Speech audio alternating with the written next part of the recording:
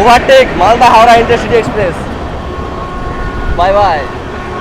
তোমরা তো প্রায় সবাই জানো আর কিছুদিন পর থেকে শ্রাবণ শুরু হয়ে যাচ্ছে, মানে শ্রাবণ মাস, আমাদের মহাদেবের মাথায় জল ঢালার দিন। তার জন্যই আজকে আমি যাচ্ছি Deoghar. Train overtake Howrah Bardhaman local.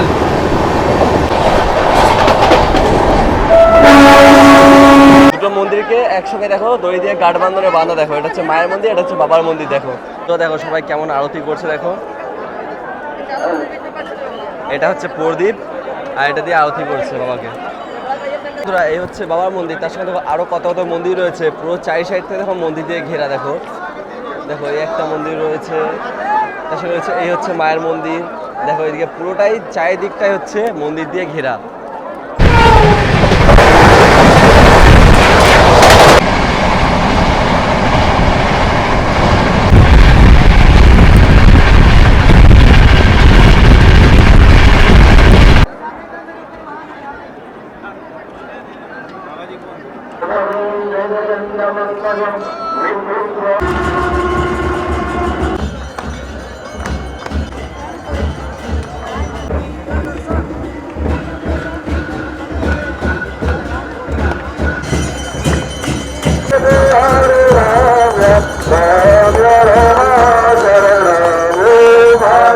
দেখো বন্ধুরা, ভিড়টা দেখো একবার, বাপ রে বাপ।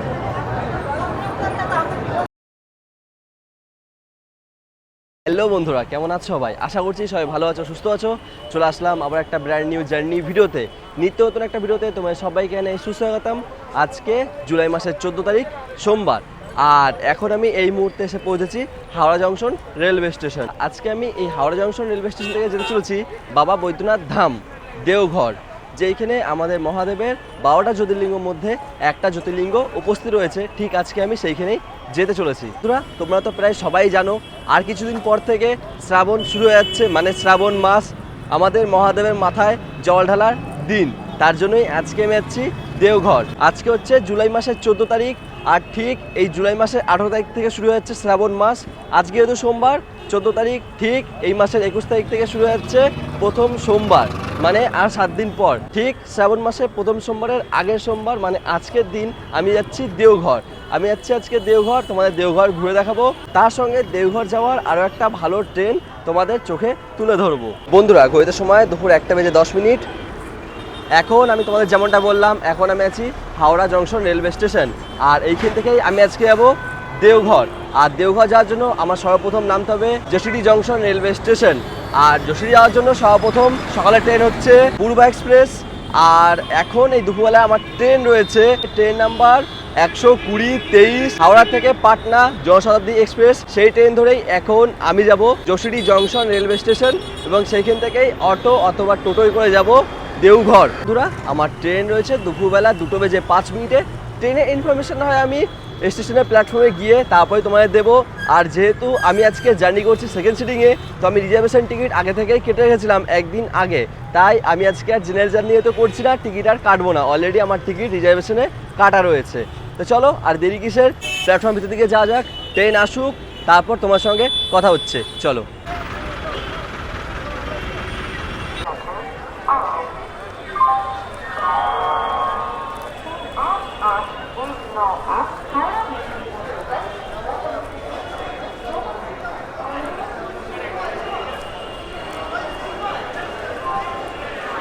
দেখো বন্ধু, আমার ট্রেন দিয়েছে, train number 12023 Howrah Patna Janshatabdi express. 2:05 9 নম্বর প্ল্যাটফর্ম দিয়ে ছাড়বে লাস্টের ট্রেনটা। চলো 9 নম্বর প্ল্যাটফর্ম দিয়ে যাওয়া যাক। দেখো বন্ধুরা, train number 12023 Patna Howrah Janshatabdi express আসলো। এরপরে এই ট্রেনটাই আবার হাওড়া পাটনা জনশতাব্দী এক্সপ্রেস হয়ে চলে যাবে আমাদের ডেস্টিনেশনে। দেখো ট্রেন আমাদের ঢুকে গেল। আজকে আমি এই আমাদের জনশতাব্দী এক্সপ্রেসের সেকেন্ড সিটিংয়ে জার্নি করব। আর আজকে আমার কোচ নাম্বার হচ্ছে D11 আর সিট নাম্বার 40। চলো দেখি কোচ কোথায় পড়েছে। আমার কম্পার্টমেন্ট হচ্ছে D11, একদম প্রায় সামনের দিকে। এখন হেঁটে হেঁটে একদম সামনের দিকে যাচ্ছি। বন্ধুরা, এই হচ্ছে ট্রেন, তোমায় দেখালাম। আর ঠিক এই কোচটা হচ্ছে D11। দেখো D11, এর মধ্যে সিট রয়েছে 40। দেখি ভিতর দিকে যাই, ভিতরে গিয়ে উঠি, ভিড়ভাড় কেমন হচ্ছে এক ঝলক দেখেই নিই। উঠে পড়লাম ট্রেনে, আর এই হচ্ছে কোচ। তার মধ্যে আমার সিট নাম্বার হচ্ছে 40। এদিকে রয়েছে 80, মানে ওইদিকে রয়েছে, ওই পাশটা চলে যাই।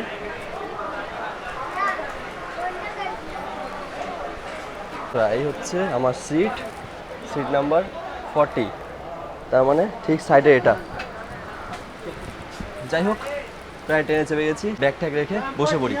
বলতে গেলে আজকে খুব একটা সুন্দর সিট পেয়েছি, মানে পাশে জানলা রয়েছে, এমার্জেন্সি উইন্ডো, তার সঙ্গে রয়েছে আমার সাইডে একদম সিট, অসুবিধা নেই, একবার ওটা এটা যাওয়া আসা করতেই পারি, তা কোনো অসুবিধা নেই। আর সিটটা হচ্ছে সিঙ্গেল টাইপ সিট, মানে অনেক তোমরা সেকেন্ড সিটিং কোচ দেখেছো যেগুলো পুরো অ্যাটাচ বেড টাইপের থাকে, সেইখানে প্রত্যেকটা লোকের বসতে অসুবিধা হয়। কিন্তু এই চেয়ার সিস্টেম যে সিটগুলো রয়েছে সেগুলো খুবই ভালো একটা সিট। তো আমি চেয়ার সিস্টেম সিট অনেক সময় পরে পেলাম, আমি অনেক টাইম আগে যখন জার্নি করতাম তখন পেয়েছিলাম, তারপর তো জার্নিতে পাইনি, তোমার তো অনেক ভিডিও দেখিয়েছি, কিন্তু আজকে এই সিটটা পেয়ে মানে বেশ ভালোই লাগছে। আজকের জার্নিটা হয়তো ভালোই হবে। এবারে তোমাদের একবার আমাদের ট্রেনের বিষয়ে কিছু ছোটো ছোটো ইনফরমেশান জানিয়ে দিই। আমার train Howrah junction railway station থেকে ছেড়ে যায় দুপুরবেলা 2:05 এবং আমাদের যশোডি জংশন রেলওয়ে স্টেশন পৌঁছে দেয় সন্ধ্যাবেলা 6টার সময়, এবং আমাদের জার্নিতে আজকে টোটাল সময় লাগে 3 ঘন্টা 55 মিনিট। তার সঙ্গে আজকে আমরা কভার করবো টোটাল 310 কিলোমিটার, এবং আমাদের জার্নিতে আজকে টোটাল হল্ট পড়বে 5টা। প্রথম হল্ট হচ্ছে দুর্গাপুর রেলওয়ে স্টেশন।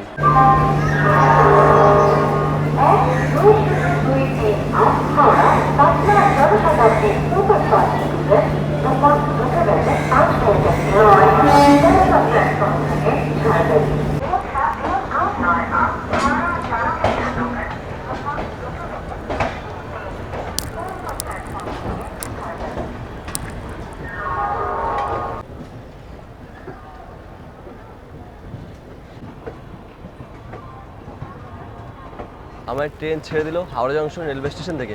আমাদের ট্রেনের স্পিডে যদি কথা বলি তাহলে আমার ট্রেনের অ্যাভারেজ স্পিড হচ্ছে 64 কিলোমিটার প্রতি ঘন্টায়, এবং ম্যাক্সিমাম স্পিড হচ্ছে 130 কিলোমিটার প্রতি ঘন্টায়। আমাদের ট্রেন কিন্তু একদম নির্দিষ্ট সময় ছাড়লো 2:05। আর দেখা যাক কখন আমাদের ট্রেন পৌঁছায় যশোডি জংশন রেলওয়ে স্টেশন। তাতে যদি পৌঁছায় নির্দিষ্ট সময় তাহলে তো ভালোই। আর বন্ধুরা, তোমাদের বললাম আমাদের প্রথম হল্ট হচ্ছে দুর্গাপুর। বর্ধমান জংশন রেলওয়ে স্টেশনে কিন্তু আমাদের ট্রেনের হল্ট নেই, যেহেতু জনশতাব্দী হয়তো দেয়নি কিংবা কোনো রিজনে নেই। প্রথম হয় দুর্গাপুর। মালদা হাওড়া ইন্টারসিটি এক্সপ্রেস আমাদের সঙ্গে প্যারালাল রান করছে।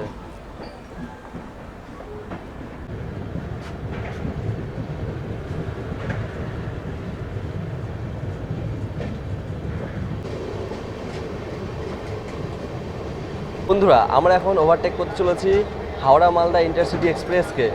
একসঙ্গে দুটো প্যারালাল, ফুল প্যারালাল দেখো, আর আমাদের ট্রেন এখন ওভারটেক দিচ্ছে হাওড়া মালদা ইন্টারসিটি এক্সপ্রেসকে।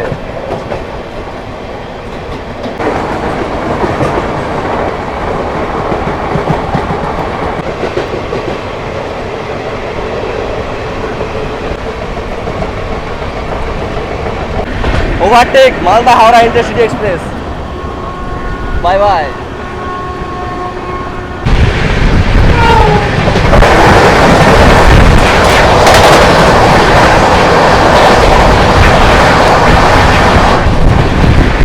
বন্ধুরা, এবারে তোমাদের জানিয়ে দিই আমার ট্রেনের কোচ কম্পোজিশন কি কি রয়েছে এবং ভাড়া কত কি পড়লো। বন্ধুরা, তোমার যদি আমার ট্রেনের কোচ কম্পোজিশনের কথা বলি তাহলে আমার ট্রেনের দু ধরনের কোচ কম্পোজিশন রয়েছে। প্রথম হচ্ছে এসি চেয়ার কার কোচ, দ্বিতীয় হচ্ছে non AC chair car coach. তার সঙ্গে রয়েছে একটা DL1, আর তার সঙ্গে রয়েছে এই ট্রেন ইঞ্জিন। প্যান্টিকার কিন্তু এই ট্রেনে নেই। আর বন্ধুরা, আমার ট্রেনে ভাড়া যদি কথা বলি তাহলে এসি চেয়ার কারে ভাড়া হচ্ছে 555 টাকা, তার সঙ্গে নন এসি চেয়ার কারে ভাড়া হচ্ছে 165 টাকা জিএসটি ছাড়া। আর জিএসটি মিলিয়ে আমার আজকে ভাড়া পড়লো 177 টাকা থেকে 180 টাকা। আর বন্ধুরা, তোমাদের বলে রাখি এই ট্রেনে কিন্তু তোমরা জেনারেল ভাড়া দিয়ে জার্নি করতে পারবে না। এই ট্রেনে কিন্তু রিজার্ভেশন জার্নি করতে হবে সেকেন্ড সিটিং ভাড়া টিকিট কেটে।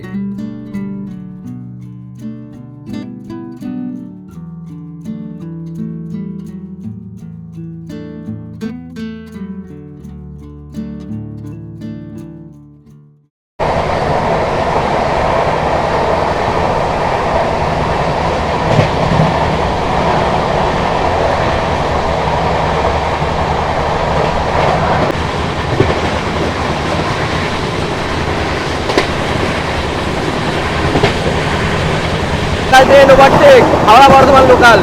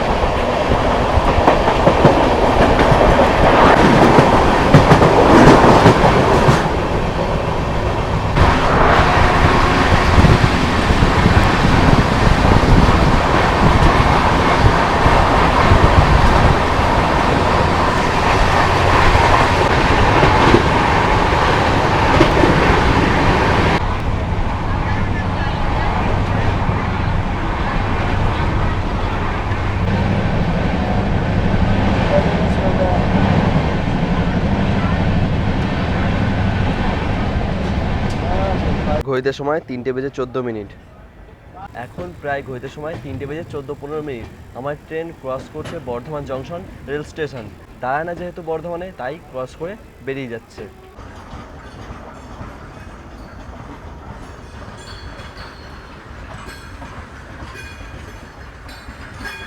আমাদের ট্রেন ধীর গতিতে ক্রস করছে বর্ধমান রেলওয়ে স্টেশন। আর দেখো সিগন্যাল কিন্তু দেওয়া রয়েছে অরেঞ্জ।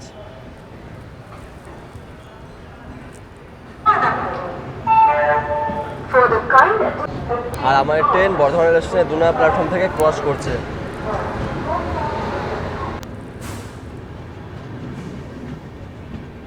বন্ধুরা, আর কিছুক্ষণ পরেই আমি ক্রস করতে চলেছি আমার শহর পানাগড় রেলওয়ে স্টেশন। ঠিক আমার পানাগড় রেলওয়ে স্টেশনের উপর থেকেই এই ট্রেনটা ক্রস করে চলে যাবে দুর্গাপুর।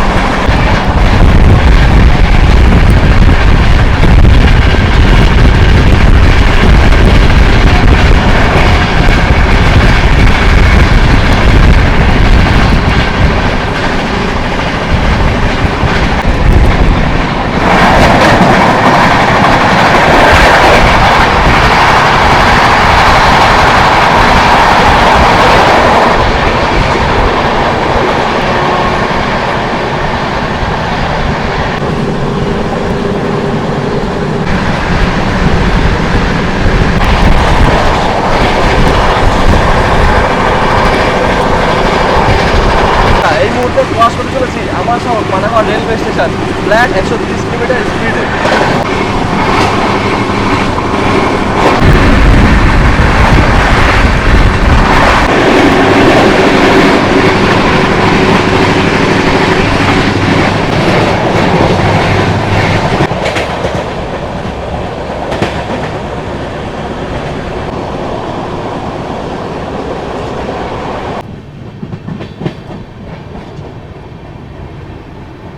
সময় 3:58।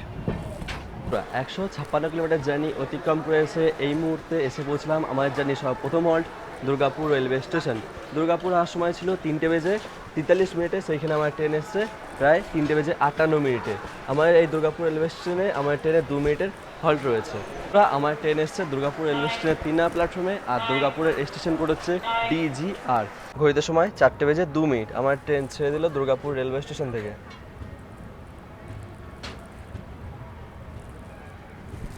আমাদের জানি পরবর্তী হল্ট হচ্ছে আসানসোল জংশন রেলওয়ে স্টেশন।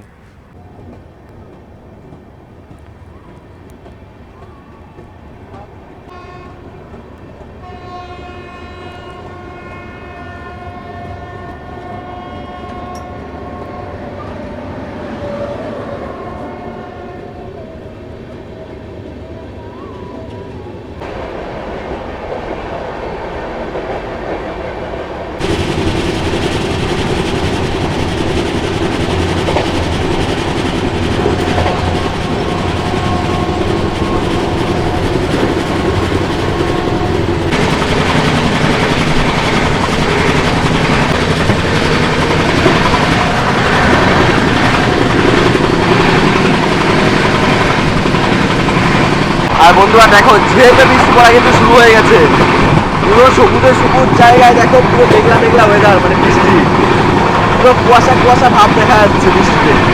দেখো দূর দূরান্তে কিছু বোঝা যাচ্ছে না বৃষ্টি। দেখো অঝরে বৃষ্টি হচ্ছে, অঝরে।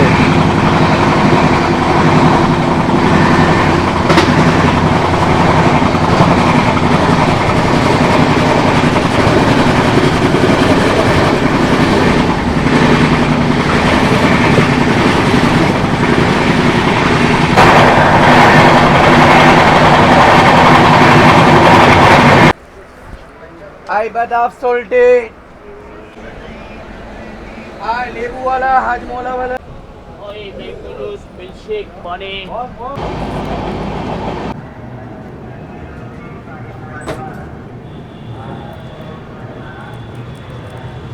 সময় 4:46। কলকাতা থেকে 199 কিলোমিটার জার্নি অতিক্রম করে এই মুহূর্তে এসে পৌঁছলাম আসানসোল জংশন রেলওয়ে স্টেশন। আমার জার্নি দ্বিতীয় হল্ট।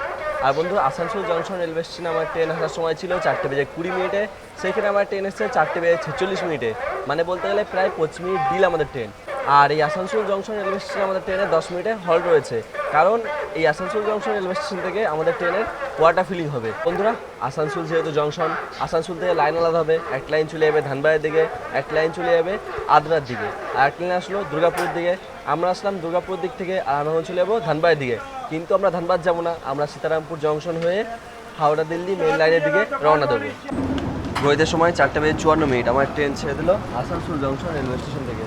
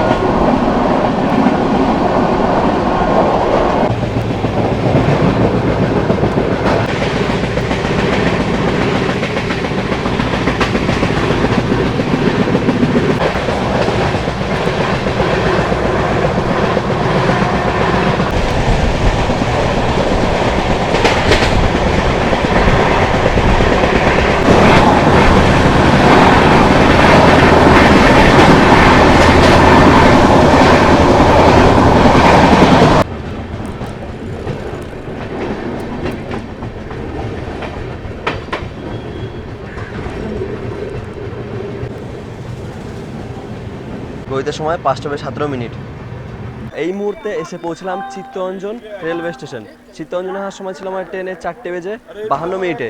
আমার ট্রেন এসছে 5:17। নির্দিষ্ট সময় থেকে প্রায় 25 মিনিট ডিলে আমাদের ট্রেন। সময় 5:19 আমার ট্রেন ছেড়ে দিল চিত্তরঞ্জন রেলওয়ে স্টেশন থেকে। তোমাদের বলে দিই, আমাদের এই চিত্তরঞ্জন রেলওয়ে স্টেশনেই রয়েছে ভারতবর্ষের সবথেকে বড় ইলেকট্রিক্যাল লোকোমোটিভ ওয়ার্ক, যেখানে আমাদের এই চিত্তরঞ্জন লোকোমোটিভ দিয়েছে হাজারো ইলেকট্রিক্যাল লোকোমোটিভ। বলতে গেলে WAP7, WAP9, WAG9 অনেক লোকোমোটিভ দিয়েছে এই চিত্তরঞ্জন লোকোমোটিভ সেন্টার থেকে। আর আমার ট্রেন বেরিয়ে যাচ্ছে চিত্তরঞ্জন রেলওয়ে স্টেশন। আমি তো জার্নি করছি জনশতাব্দী এক্সপ্রেসে, তার মধ্যে কিছু দাদার সঙ্গে দেখা গেলো, তারাও এই ট্রেনে জার্নি করছে। তো दादा কেমন লাগছে তোমার জার্নিতে? अच्छा लग रहा है बहुत फुल। कहाँ तक जा रहे हो आप लोग? पटना तक। पटना तक। दादारा পুরো জার্নি করবে কখন ঢোকাচ্ছে পাটনা? 10টায় पटना 10 बजे। 10 बजे। তো দাদা তো জার্নি করছে, দেখতেই পাচ্ছ। আমি তো হয়তো যশোরী পর্যন্ত নেমে যাবো, কিন্তু দাদারা পুরো পাটনা পর্যন্ত জার্নি করবে। আর তোমরা চেপেছো কোথা থেকে? হাওড়া থেকে? हावड़ा तक हावड़ा तक। তো দাদারা হাওড়া থেকে চেপেছে, আমিও হাওড়া থেকে চেপেছি। দাদাদের কোচ হচ্ছে D12 আর আমি আছি D11 এ। দাদার সঙ্গে জার্নি করছি, দাদারা বলছে খুব ভালো লাগছে জার্নিতে। আর তার সঙ্গে রয়েছে বৃষ্টি ভরা জার্নি, এবং রোদ্দুর তো রয়েছেই, বৃষ্টিও রয়েছে। একটা ভরা মনসুনের জার্নি হচ্ছে আমাদের।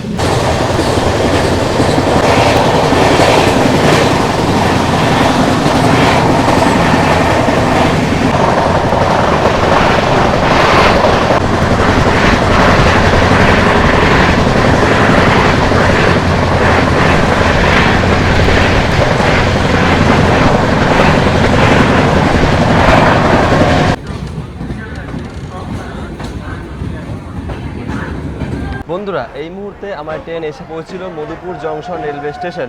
মধুপুর আসার সময় ছিল আমাদের ট্রেনে 5:35। আমার ট্রেন এসছে প্রায় 5:55। বলতে গেলে প্রায় 20 মিনিট ডিলে আমাদের ট্রেন। আর এই মধুপুর রেলওয়ে স্টেশনে আমাদের 2 মিনিটের হল্ট ছিল। আমাদের ট্রেন বেরিয়ে যাচ্ছে মধুপুর রেলওয়ে স্টেশন থেকে।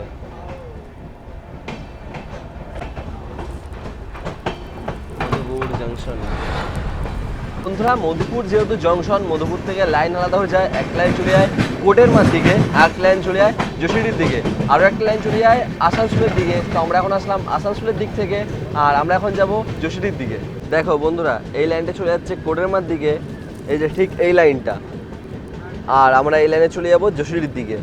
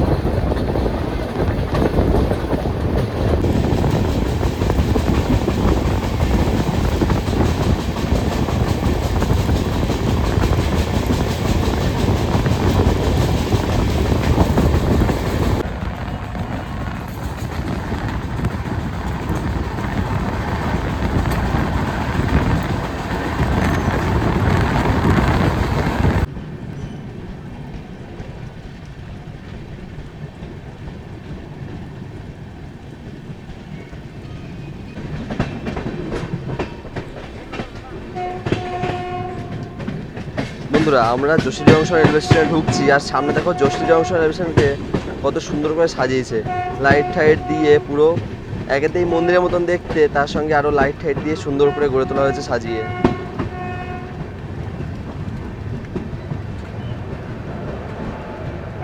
আর ভিড় বলতে গেলে কিন্তু এখনো দেখা যাচ্ছে ভালোই, যারা যারা সবাই বাবার মাথায় জল ঢেলে আসলো তারা সবাই কিন্তু যাচ্ছে বাড়ি ফিরে। দেখো বন্ধুরা ভিড়টা দেখো একবার, বাপ রে বাপ। ওইটার সময় 6:50 নেমে পড়লাম যশোরী জংশন রেলওয়ে স্টেশন। আর আমাদের যশোরী যাওয়ার সময় ছিল ঠিক 6টার সময়, আমার ট্রেন এসেছে 6:05, বলতে গেলে প্রায় 5 মিনিট ডিলে আমাদের ট্রেন। আর ভিড়টা একবার দেখো, তোমার দেখাই, বাপ রে বাপ।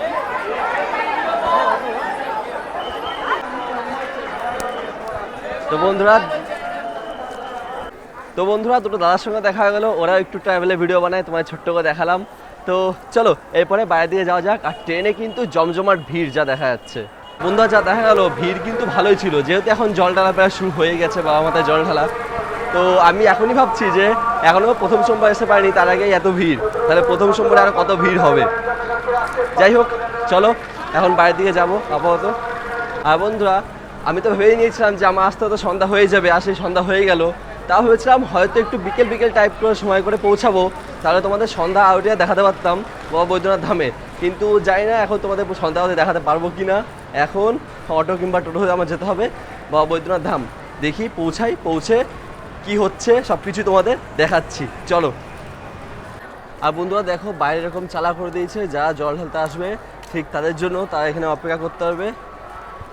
দেখো কত সুন্দর করে সাজানো হয়েছে।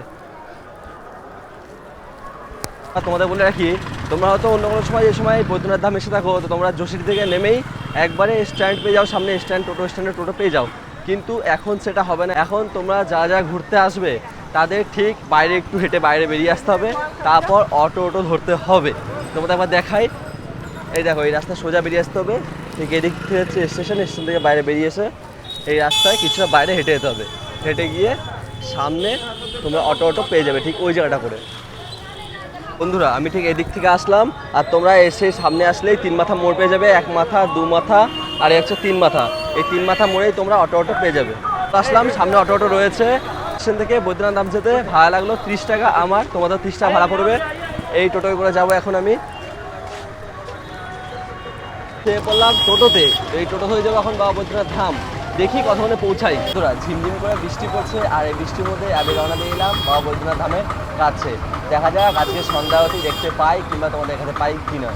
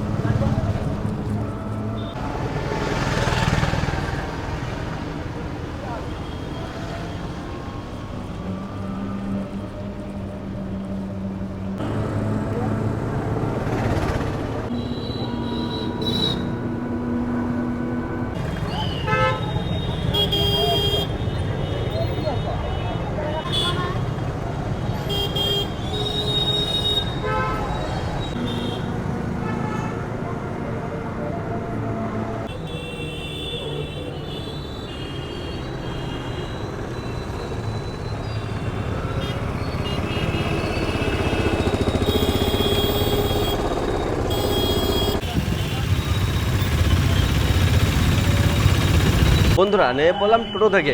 এখন ঘড়িতে সময় তোমাদের একবার দেখাই, দেখো 7:35। প্রায় কত দেরি হয়ে গেল। যদি একটু আগে আসতাম তাহলে তোমাদের সন্ধ্যা হতে দেখাতে পারতাম। তো চলো তাও দেখে আবার চেষ্টা করি, যদি পারি তো ভালো কথা, না পারলে আর কি করব। দেখো বন্ধুরা এই হচ্ছে মন্দির যাওয়ার রাস্তা, ভিড়ভাড় দেখো রাস্তায় কত।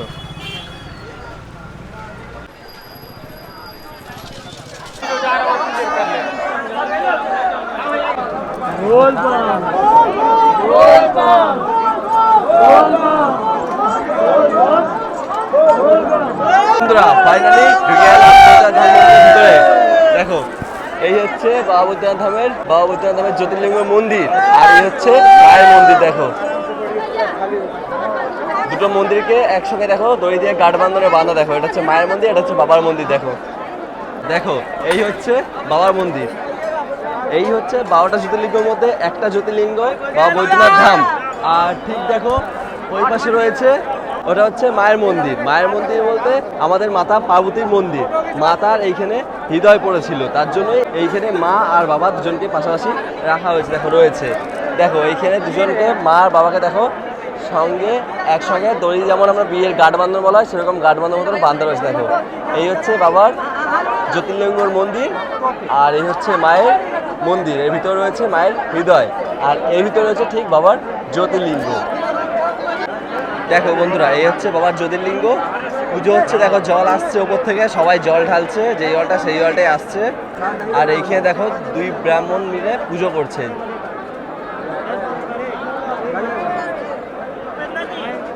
তো দেখো সবাই কেমন আরতি করছে। দেখো এটা হচ্ছে প্রদীপ, আর এটা দিয়ে আরতি করছে বাবাকে।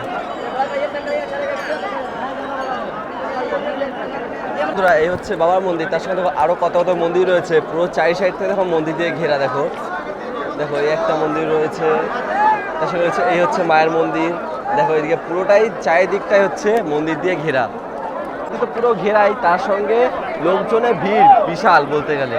এখনো যেহেতু প্রায় শ্রাবণ পুরোপুরি শুরু হয়ে পারেনি, তাতেই এত ভিড় বলতে গেলে প্রায়। দেখো বন্ধুরা ভিড় দেখো।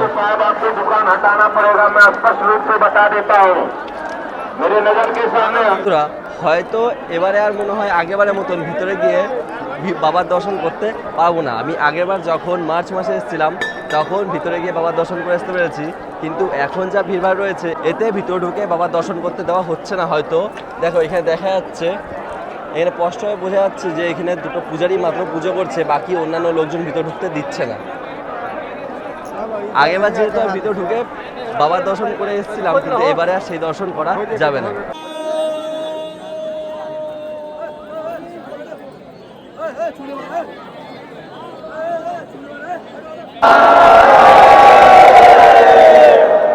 बोलिए बाबा वैद्यनाथ भगवती की दरबार की। আমাদের বৈদ্যনাথ ধামে সন্ধ্যা হতে প্রায় শুরু হতে চলেছে কিন্তু।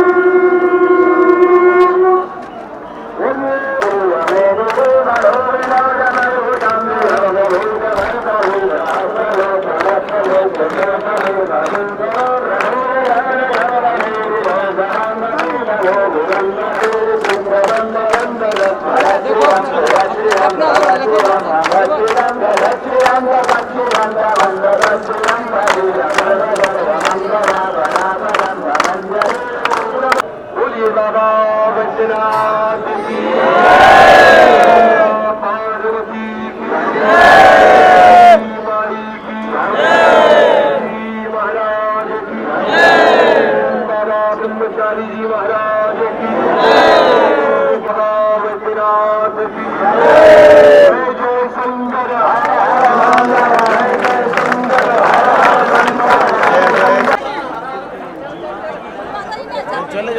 সন্ধ্যা হতেই প্রায় কমপ্লিট। তোমার দেখলেই সন্ধ্যা হতে কেমন হয়, যা যা দেখোনি তা তা দেখে এলে তাই দেখিয়ে দিলাম আমার সন্ধ্যা হতে।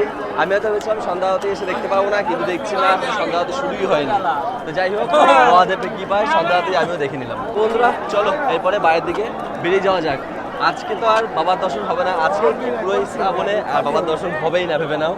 আর মায়ের দর্শন করা খুবই কঠিন, না হওয়ার সমান বলতে গেলে। তো বন্ধুরা, এই হচ্ছে মায়ের দর্শন যাওয়ার ভিড়। এটা সবে মন্দিরে ঢুকছে, এন্ট্রিটা কোথায় সেটা একবার খুঁজে আসি, চলো।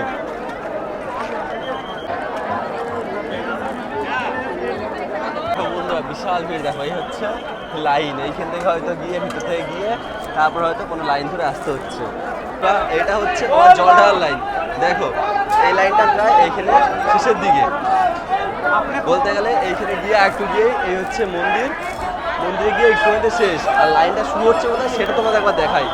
তো এই হচ্ছে লাইন, তো দেখো এই গার্গেল টাইপ বানানো আছে, দেখো এখান থেকে উঠে লাইনটা এরা আসছে, এখান থেকে দেখো এরা কোথায় যাচ্ছে সেটা তোমাদের একবার দেখাই। বিশাল বড় ঘেরা জায়গা, দেখো এই হচ্ছে গার্গেল দিয়ে ঘেরা। মন্দিরের ঠিক ওই পাশ থেকে রাস্তা রয়েছে, ওই পাশ থেকে এসে ঠিক এইখানে বিশাল আত্মকালের জায়গা রয়েছে, এইখানেই সব মানুষজন রয়েছে, এইখান থেকে সবাই উঠে আসছে। চলো তোমাদের একবার গিয়ে ছোটো করে দেখিয়ে দিই। দেখো বন্ধুরা, এই হচ্ছে ভিড়, এখানে এই ভিড় রয়েছে, দেখো এখান থেকে লোকজন উঠছে, উঠে তাও তো ভিতরে লোকজন নেই, ওইদিকে লাইন বন্ধ রয়েছে। ঠিক এইখান থেকে গেট থেকে ঢুকে এই রাস্তা ধরে চলে যাচ্ছে মন্দিরের ওই পাশ হয়ে, যে রাস্তা দেখালাম সেই দিকটাতে রয়েছে। তারপরে ওই দিক থেকে আরও লাইন আসছে, দেখো ওইগুলো গেটটা থেকে লোকজন ঢুকছে, তো ওই গেট থেকে লোকজন ঢুকে লাইনে ভিড় বাড়ছে।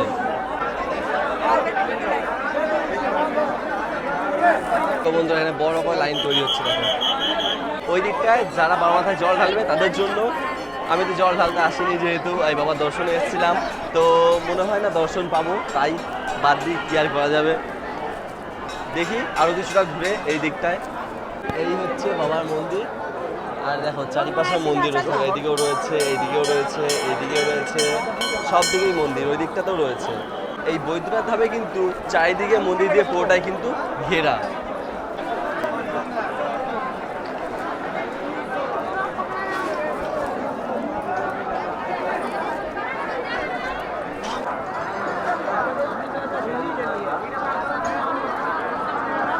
ঘড়িতে সময় পাক্কা 9টা, এখন ঘড়িতে সময় পাক্কা 9টা। আর ভিতরে থাকছি না, ভিতরে মায়ের দর্শনও পাবো না, বাবার দর্শনও পাবো না। আর সন্ধ্যাবতী সেটা তোমায় দেখিয়ে দিলাম, আমিও নিজে সন্ধ্যাবতী দর্শন করে নিলাম। তো চলো এরপরে বাইরের দিকে বেরিয়ে যাই। এই মুহূর্তে বেরিয়ে পড়লাম বাবা বৈদ্যনাথ ধামের বাইরে। তো চলো বাস স্ট্যান্ড কিংবা অটো স্ট্যান্ডে যাওয়া যাক, বাড়ি ফিরে যেতে হবে আবারও। তার আগে এই বাজারটা একটু ঘুরে নিই, এখানে অনেক বড় বাজার রয়েছে এটা, তো একটু ঘুরে দেখি, কিছু ভালো লাগলে কিনবো, নয়তো রওনা দেবো। পুরা অনেক তো তোমাদের নানান জায়গায় ঘুরে দেখালাম, ট্রেন জার্নি দেখালাম, তার সঙ্গে বৈদ্যনাথ ধামে সে ঘুরে দেখালাম। এরপর তো খাওয়া দাওয়া করতে হবে, সেই দুপুরবেলায় খাওয়া দাওয়া করেছি, তো চলে আসলাম ছোট্ট একটা হোটেলে, সেখানে খাওয়া দাওয়া করবো। হোটেলের নাম তোমাদের পরে বলছি ভিডিও শেষে, তার আগে তোমায় দেখিয়ে দিই কী কী নিয়েছি। যেমন এই হচ্ছে পরোটা, এটা ছাতুর পরোটা, এই হচ্ছে সবজি চাটনি, তার সঙ্গে ভাতও রয়েছে। এর প্রাইসটা হচ্ছে 80 টাকা। খাওয়া দাওয়া করি তোমাদের দেখাচ্ছি। দেখো বন্ধুরা, এই হচ্ছে পরোটা, এটা হচ্ছে মানে আটারই পরোটা, কিন্তু মধ্যে রয়েছে সুজির পুর। দেখো দেখো, এটা আলুর পরোটা না, এটা হচ্ছে সুজির পরোটা। এমন খেয়ে টেস্ট করে দেখি।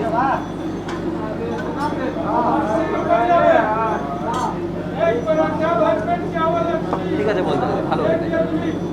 খাওয়া দাওয়া কমপ্লিট, হাঁটতে হাঁটতে চলে আসলাম বাবা বৈদ্যনাথ ধাম থেকে অনেকটাই দূরে। এরপরে এইখান থেকে যাবো টোটো স্ট্যান্ডে, টোটো স্ট্যান্ডে গিয়ে টোটো হয়ে পৌঁছে যাবো railway station, Jashori junction railway স্টেশনে। তো বন্ধুরা, আজকের এই ছিল ভিডিও।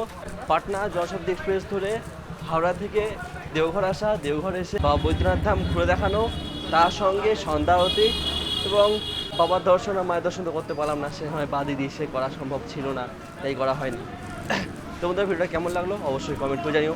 ভিডিও ভালো লেগে থাকলে একটা লাইক করে দেবে, আর এমনই ভিডিও দেখতে হলে আমার এই চ্যানেলটিকে সাবস্ক্রাইব করে নিও। চলো বন্ধুরা, আজকের জন্য টাটা, দেখা হচ্ছে পরবর্তী ভিডিওতে। সবাই ভালো থেকো, সুস্থ থেকো, বাই বাই।